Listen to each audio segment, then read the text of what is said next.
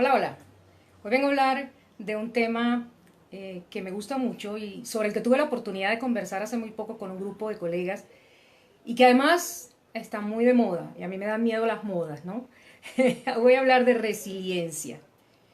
Todos atravesamos en algún momento de la vida por situaciones difíciles, manejables, que nos sobrepasan, que van, a veces creemos que van más allá de nuestra propia fortaleza, de nuestra capacidad de seguir adelante, continuar.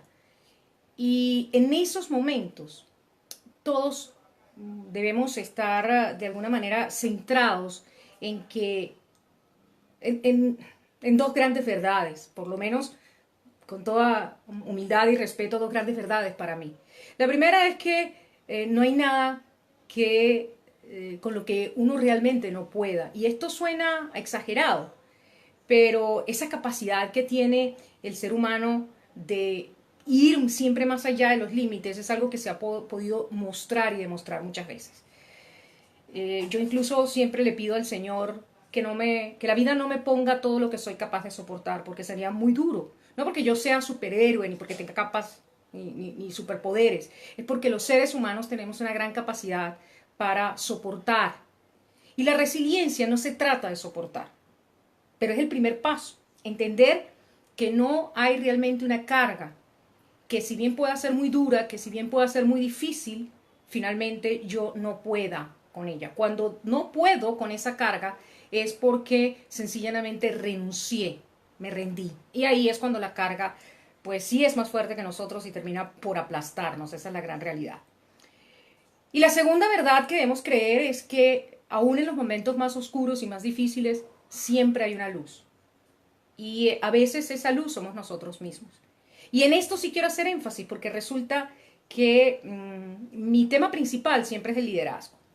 Y debemos ser líderes en nuestros hogares, en nuestro entorno, en nuestra comunidad, porque significa que podemos ser un modelo que los demás puedan imitar y ojalá mejorar para que todo nuestro entorno mejore.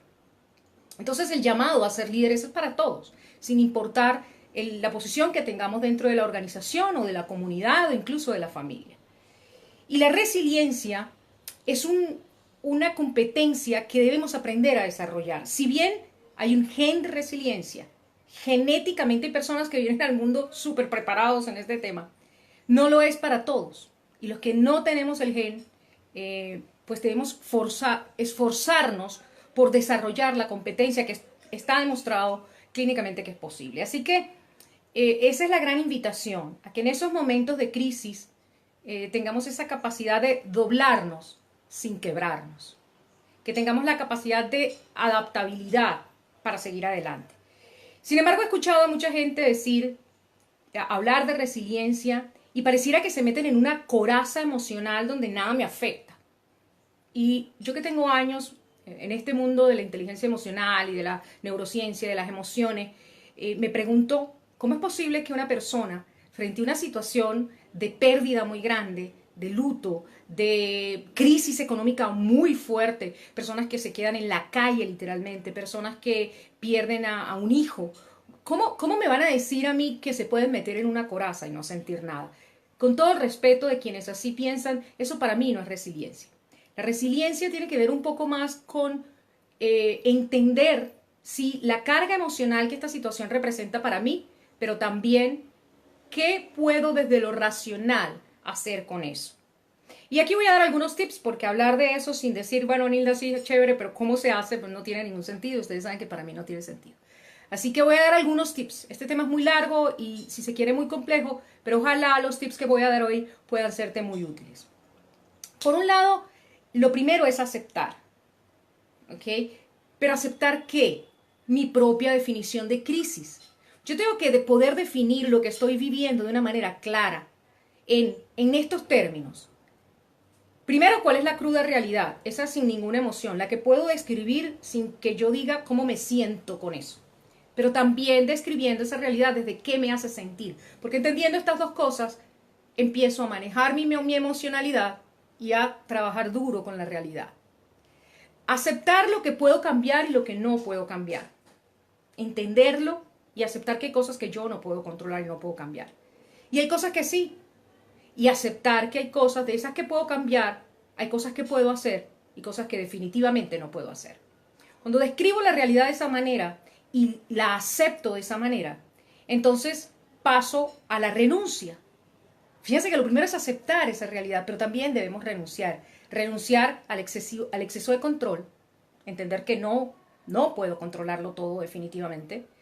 Renunciar a, a lo que fue, porque nos quedamos pegados en el pasado y queremos que las cosas sean como fueron, porque es lo que conozco, porque es lo que me gusta, etc. Y debemos aceptar que la vida cambia y las cosas cambian. Así que tengo que empezar a aceptar, a renunciar a cómo eran las cosas y aceptar que ya no van a ser iguales. Y renunciar, sobre todas las cosas, a esos paradigmas, a esos esquemas mentales que ya no me son útiles para encarar o para enfrentar esta nueva realidad. Una vez con eso en mano, y con muchas otras cosas que habría que hacer en el camino, pero básicamente con eso en la mano, es que yo empiezo me voy a la acción y comienzo a construir paso a paso esos pequeños cambios que puedo ir afrontando en mi propio día a día, en mi propio ser, en mi propio entorno, para hacer que esta realidad también vaya progresivamente cambiando. Así que la resiliencia, repito, tiene que ver con aceptar, renunciar y transformar. Es atravesar por una situación de crisis y salir de allí fortalecido. Pero a lo único que yo, Nilda Urdaneta, no voy a renunciar nunca, y espero que tú tampoco, es a mi emocionalidad en el proceso. Yo no puedo esconder mis emociones, no puedo esconder lo que siento, la frustración, el dolor, la tristeza, la rabia, la impotencia. Todos esos sentimientos son totalmente válidos, lícitos y debo vivirlos para poder procesarlos y desde allí salir fortalecida. Espero que esto te haya sido útil. De resiliencia tendríamos muchísimo más que hablar, pero que con estos pequeños tips vayas dando esos pasos importantes para superar una crisis. Chao, chao.